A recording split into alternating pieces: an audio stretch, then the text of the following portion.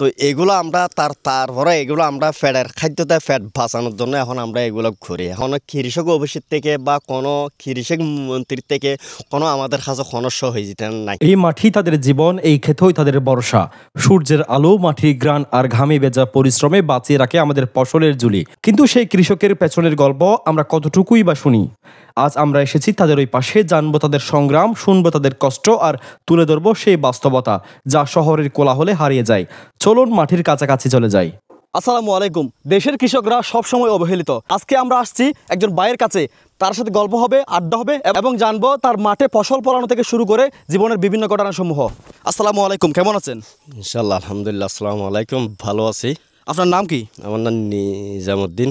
কি করতেছেন এখানে? আমি এখানে কৃষক, আমি এখানে কিছু ছোটোখাটোর ক্ষেতপাত করছি। তো ওইখানে এখন আমাদের ক্ষেতপাতে করছি যে, কিন্তু ওইটা ঠিক আছে, কিন্তু এখন আমাদের বিচির চেয়ে আমাদের বেচা কিনা ইনকাম কম। এখন এক প্যাকেট বিচি আনতাম গেলে 800 টাকা 1000 টাকা আসে, কিন্তু আমরা বিক্রি করতাম গেলে ওইখানে 1000 টাকার বিচির থেকে ফসল মানে বিক্রি করতাম গেলে হয়তো 300 350 টাকা। তো ওই ধরনের এখন 20 মাসের সব কিছু এখন আমাদের দামপত্র, কিন্তু জিনিসের দাম নাই।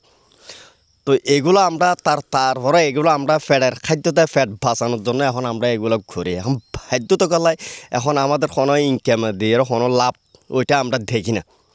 সব কিছু দিয়ে একটা বিষ আনতে গেলে 800 টাকা 1000 টাকা আসে, 550 টাকা আছে, কিন্তু আমাদের ফসলের কোনো দাম নাই। তো এইগুলাই আমরা এখন কি করে, তারপরে এটা আমাদের একটা ফ্যাশন হয়ে গেছে যে এখন বাধ্যকতা আমরা এটা করতে হবে। দর্শক বন্ধুরা দেখতে পাচ্ছেন, ওনার সাথে কথাটা শুরু করেছিলাম, কিন্তু তার দুঃখের কথাটা নিজের মধ্যে আটকে রাখতে পারছিল না। কতটা অসহায় হলে একজন কৃষক এমনভাবে কথাটা বলতে পারে। তার সাথে আসছি, কিছুক্ষণ কথা বলবো, আড্ডা দেব, তার জীবনের ঘটনাসমূহ, বিভিন্ন সমস্যাসমূহ আলোচনা করব। কিন্তু তিনি প্রথম শুরু থেকে বলেছিলেন তার জীবনের এতটা কষ্ট যে পেটের দায়ে আসলে কষ্টটা করতে হয়। তিনি পান না কোনো সুবিধা।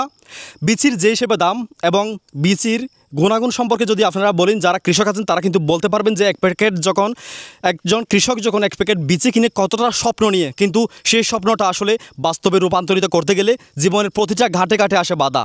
বিভিন্ন প্যাকেটগুলো কিনে সরকার থেকে কিনে প্যাকেটগুলো দেয় নাকি আপনারা কিনতে হয়? না না, ওগুলো আমাদের টাকা, আমাদের নিজেদের পকেট থেকে টাকা দিয়ে আমরা বাজার থেকে কিনে আই না। এই এক প্যাকেট ভেন্ডি বিচি আনছি যে 800 টাকা। তো এক প্যাকেট ভেন্ডি বিচি 800 টাকা গতকালকে আমি বাজারে নিয়ে বিক্রি করতেছি, মানে 15 টাকা হতে 10 টাকা।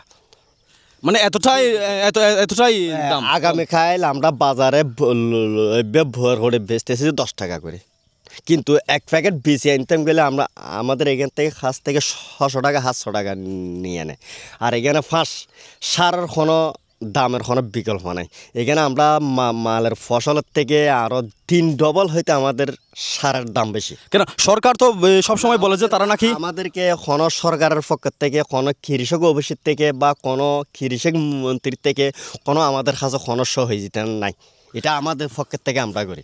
দর্শক বন্ধুরা, আপনারা কিন্তু দেখতে পাচ্ছেন যে ফটিকছড়ি উপজেলা, এটা কিন্তু অনেক বড় একটা এলাকা, এবং আমি যে জায়গাটায় অবস্থান করছি সেটা হচ্ছে কাঞ্চননগরের গ্রাম দুরুং ফিরানি নামক একজন ভাইয়ের সাথে। তিনি তার দুঃখের কথাটা শেয়ার করছিলেন আমাদেরকে। এক প্যাকেট বিচির দাম এবং সারের দাম যে অবস্থা এখন বর্তমানে চলে এসেছে, সেই হিসাবে কিন্তু তিনি টাকাটা পান না ফসলের থেকে। 1 কেজি বরকটি যদি 15 থেকে 20 টাকা হয়, 1 কেজি ঢেঁড়স যদি 10 টাকা হয়, সে বিচির টাকাটা তুলবে না তার সংসার চালাবে, নাকি সেই লোন নিয়ে যেই জমিটা করেছিল তার সেই লোনগুলো দিবে? ফসল উৎপাদন করার সময় যে কৃষিতে ফসলে কি কোনো রকম সমস্যা দেখা দেয় বা পোকামাকড়ের সমস্যা এরকম কিছু? হ্যাঁ, যেন এখন আমাদের এখানে অনেক ধরনের সমস্যা। বরহটি করছি, বরহটিতে এই ধরনের একটা লাল ব্যারাম। তো লাল ব্যারামের এই ওষুধের জন্য অনেক জায়গায় থেকে অনেক কাজ থেকে বিষ আনছি, কিন্তু কোনো বিষে কাজ করে না। তো এটা যদি আমাদেরকে যদি ওই ব্যারামের জন্য, ওই রোগের জন্য যদি সরকারের পক্ষের থেকে বা কৃষিকের অফিস থেকে বা বিষ কোম্পানির পক্ষের থেকে যদি আমাদেরকে কোনো কিছু যদি এর ধরনের একটা কিছু যদি সহযোগিতা যদি আসতো, তাহলে আমরা ফসলটা ভালো হইতাম।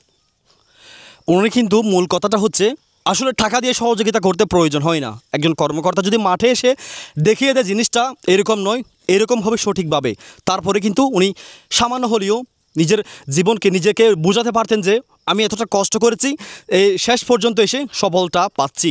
দর্শক বন্ধুরা, এসেছি এই ভাইয়ের সাথে কথা বলতে, তার সফলতাটা আপনাদের সামনে তুলে ধরতে, কিন্তু তার সফলতা তো দূরের কথা, তার জীবনের ব্যর্থতাই যেন ভরা।